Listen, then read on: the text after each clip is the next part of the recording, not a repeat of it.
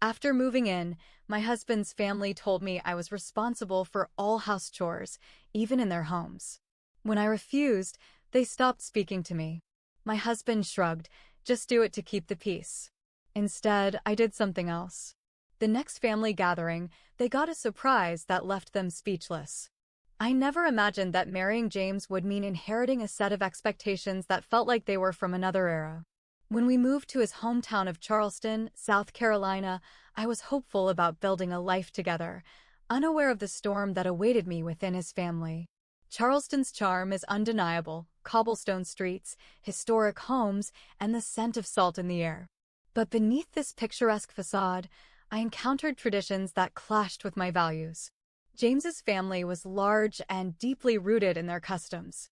Sunday dinners at his parents' grand home were non-negotiable gatherings. It was during one of these dinners that his mother, Margaret, pulled me aside.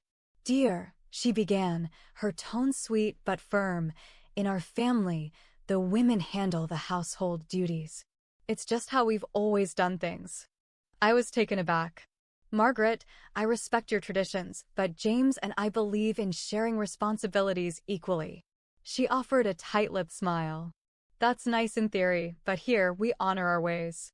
James remained silent during this exchange, which only deepened my frustration. As weeks passed, the pressure mounted. Margaret began assigning me tasks, not just in her home, but also suggesting I help James's siblings with their chores. The expectation was clear: I was to serve the family. One evening, after a particularly taxing day, I confronted James. "James, your family expects me to manage all the household chores, even at your siblings' homes. This isn't what we discussed." He sighed, avoiding my gaze. "I know it's not ideal, but maybe you could go along with it to keep the peace." His words felt like a betrayal. Keep the peace? At the cost of my self-respect? Tensions escalated. Family gatherings became uncomfortable, with whispered remarks and cold glances directed my way. Eventually, the invitations stopped altogether. Feeling isolated, I decided to take matters into my own hands. I reached out to James's younger sister, Emily, who had always been more progressive. "Emily, would you like to grab coffee sometime?" She agreed, and over lattes, I shared my feelings. "I've noticed the strain," she admitted. "Mom can be traditional, but some of us are open to change." Buoyed by her support, I devised a plan. The next family gathering was a 4th of July barbecue at Margaret's. I decided to make a statement. On the day of the barbecue, I arrived with a dish that was sure to stand out: a spicy jambalaya, a nod to my Creole heritage. The aroma was intoxicating, drawing attention as soon as I entered. Margaret approached, eyeing the dish. "What's this, dear?" "Jambalaya," I replied with a smile. "A family recipe." As the family sampled the dish, compliments poured in. Even Margaret seemed impressed. "This is delightful," she admitted. "You must share the recipe." Seizing the moment, I responded, "I'd be happy to." Cooking is a passion of mine, and I believe everyone should have the chance to share their favorite dishes. Perhaps we could start a new tradition where each family member contributes to our gatherings. A silence fell over the group. Then, to my surprise, Emily spoke up. "I think that's a wonderful idea. It would bring us closer and take the pressure off any one person." Others nodded in agreement. Margaret hesitated, then sighed. "Very well. We can give it a try." From that day forward, family events became collaborative efforts. The rigid expectations began to dissolve, replaced by mutual respect and shared responsibilities. James apologized for his earlier stance, and our relationship grew stronger. Standing my ground had not only changed the dynamics within the family, but also reinforced the importance of mutual respect in relationships. Sources: at first, it felt like I had one. People started bringing dishes. Margaret didn't say much, but she didn't stop me either. I thought we had turned a corner. I was wrong. A month later, we were invited to James's cousin's baby shower. It was at his Aunt Diane's place. This woman was Margaret's twin in every way. She even walked and talked like her. Diane greeted me at the door with a smile that didn't reach her eyes. "Oh, you didn't bring anything?" Usually the women bring snacks and help set up early.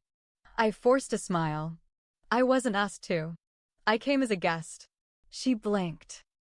Then, right there, turned to the woman next to her and said loud enough for half the porch to hear, "Some women these days think they're too good to lift a finger." I laughed it off. I wasn't going to let this get to me. But inside, something cracked. After that, things got colder. Margaret stopped texting. James's sister Emily kept in touch, but even she seemed nervous, like she didn't want to be caught siding with me too much. James? He went quiet again. Every time I brought it up, he'd say, "It'll blow over." It didn't. Then, 2 weeks before Thanksgiving, James's mom sent him a group message for the entire family. It included me. Thanksgiving dinner this year is at our house. Everyone is expected to bring their assigned dish. As always, the daughters-in-law will come early to help with prep and cleaning. I stared at the message. No discussion. No warning. No asking. Just, as always, like I hadn't said a damn thing the last time. I looked at James. "Are you going to say something?"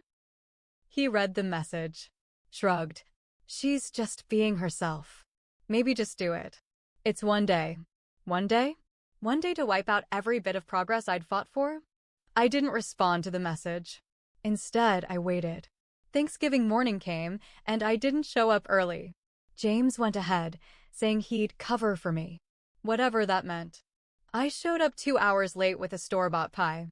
Everyone was already seated. The tension in that room when I walked in was thick enough to slice. Margaret didn't even look at me. Diane shot me a glance like I'd brought roadkill in a pie tin.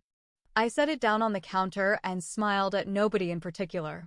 "Sorry I'm late. Hope I didn't miss anything." Nobody spoke. James stood in the corner like a statue. Then it began. Margaret clinked her wine glass. "Before we eat, I just want to thank everyone for showing up, especially the women who helped prepare this meal." She looked right at me, "and those who understand what family means." Diane let out a low I said nothing, just smiled. But inside, my hands were trembling. I stayed quiet through dinner, barely ate. I left early. When we got home, James tried to say I was overreacting. I snapped. "Do you realize what your family is doing? They're freezing me out, punishing me for not being their maid. And you're just letting it happen." He didn't know what to say. He never did. The next week, I went quiet too. I needed time. Space. I started going out more, by myself. Coffee shops, libraries, long walks down Broad Street just to clear my head. That's when I ran into Emily. Alone. No husband, no kids, just her in line at a local bakery. She looked nervous. "Hey." I nodded. "Hi." She bit her lip. "Can we talk?" We sat outside the bakery with coffee and pastries. She leaned in and whispered like someone might be listening. "Mom has been talking a lot. She says you're trying to ruin tradition. That you're turning James against the family." I almost laughed. "So I'm the villain now?" She doesn't see it that way. She says, if you're not with the family, you're against it. I looked her dead in the eyes. "And what about James? What's he saying?" She hesitated. "He's been quiet. Avoiding the topic. It's making things worse." Of course he was. But Emily wasn't done. She glanced around, leaned in closer. "There's more. Margaret's been meeting with Diane. They're planning something for Christmas." My stomach turned. "What kind of something?" She shook her head. "I don't know. But they said, if she won't be one of us, she shouldn't be here." That line stuck with me. Shouldn't be here? Was I being pushed out? Emily gave me a sad look before leaving. "I'm sorry. I just thought you should know." When I got home, I sat in my car for 10 full minutes. My hands were clenched around the steering wheel. I wasn't just fighting for respect anymore. I was fighting for my place in this marriage, in this family, in this life I had moved across the country to build. And I wasn't going to lose. Not without one hell of a fight. After that talk with Emily, I couldn't shake the feeling that I was being watched. I know how that sounds paranoid, but I started noticing things. Margaret suddenly knew about places I'd been. Restaurants. Stores. She'd make comments to James like, "I heard she's been out and about a lot lately," followed by some fake smile. James said maybe someone from church mentioned it. But we hadn't even gone to church in weeks. Then came the emails. Not from Margaret. From an anonymous account. At first it was just short messages. Some people don't belong. You married into this. Play your role. Then one day, watch yourself before you're watching from the outside. I showed James. He said it was probably spam. Just block it, he muttered. I did. But that didn't stop the feeling. Like the walls were closing in. I tried to act normal. Kept going to work. Kept making dinner. But part of me started pulling back. And the more I pulled back, the more James leaned into his family. Suddenly he was stopping by his mom's place on the way home. She just needs help with a few things, he said. Then one day I found a folder in our home office. It had printouts of property listings. Homes. In Margaret's handwriting. The note on top? For James, if he decides to come home. I felt like I'd been punched in the chest. I didn't say anything right away. I took a photo of it. Put the folder back exactly how I found it. Then I called Emily. You were right, I said. They're trying to take him away from me. Emily was silent on the phone for a while. Then she said something I didn't expect. There's something else. I wasn't supposed to tell you. I waited. She took a shaky breath. There's a trust. A family trust. Margaret set it up years ago. It pays out to each son, but only if they stay active in the family. That includes attending all major events, marrying within the community, and following family values. I blinked. Wait, are you saying James is getting paid to go along with this? Emily whispered, not paid directly. But if he gets cut off, he loses a lot. His part of the inheritance, for one. His share of the old family land. I sat in silence, trying to steady my breathing. So this wasn't just about dishes and family dinners. It was about control. About money. I hung up. And I didn't cry. I didn't scream. I just sat down and made a list. Things I'd tolerated. Times I'd stayed quiet. Ways I'd bent myself to fit into this image they wanted. And then I started planning. 2 weeks before Christmas, I invited James to dinner. Just the two of us. A nice restaurant on the edge of town, quiet, dim lights, the kind of place you go when you're about to say something serious. He thought I was going to apologize. He sat there with that half-guilty, half-smug face like he was about to win something. Instead, I slid the photo of the trust document across the table. He stared at it. Didn't touch it. You've been playing both sides, I said. Letting them disrespect me while cashing in on their approval. I didn't ask for any of this, he said, finally. I just wanted peace. I shook my head. No.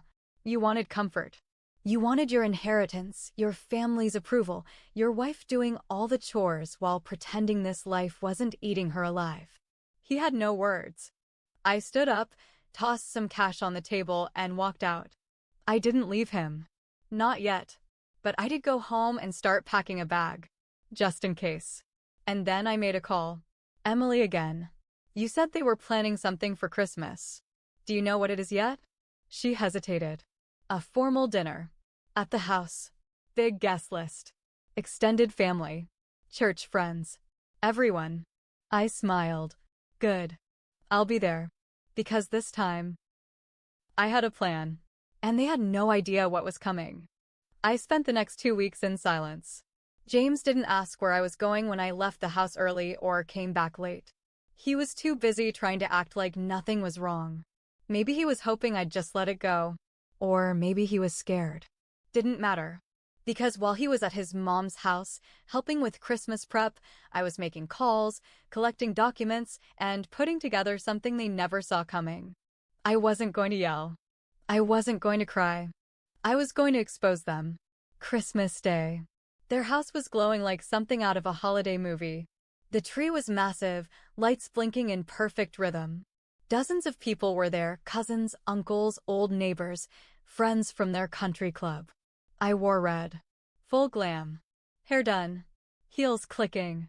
I looked like I belonged in their world, just long enough to make them drop their guard. James looked stunned when I walked in.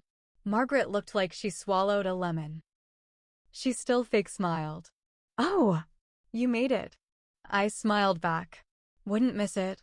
I let them wine me, seat me, smile for fake photos. I let them think they'd won. Until dessert. Margaret stood with her wine glass. Before we bring out the pies, I just want to thank everyone for being here and for supporting the traditions that hold this family together. Polite applause. Smiles. Nods. Then I stood. Actually, I'd like to say something too. The room went quiet. I pulled a stack of papers from my purse. Slowly, calmly. This is a copy of the Douglas Family Trust Agreement, I said. For those who don't know, the sons in this family are rewarded financially for keeping certain traditions alive, including marrying women who serve the family. A few people gasped. Some shifted in their seats. James looked like he'd just been electrocuted. I kept going. This document includes clauses requiring the wives to adhere to generational values. A phrase that basically means be quiet, stay in the kitchen, and raise the babies. Margaret stepped forward. You've made your point. That's enough, I cut her off. Oh, I'm not done. Because here's a copy of the emails I received from an anonymous account. And here's proof that the IP address traces back to your house. I checked with an IT expert. So whoever's been sending me threats? You weren't even smart enough to cover your tracks. More gasps. People whispering now. I looked straight at James. And you. You let them harass me. You chose silence, comfort, and money over your own wife. I begged you to stand up for me. You didn't. So now I'm standing up for myself. James tried to speak. It wasn't about the money. Save it, I said. You wanted peace? You got it. Because after today, I'm gone. Dead silence. I looked at Margaret. You wanted me to play the role? Congratulations.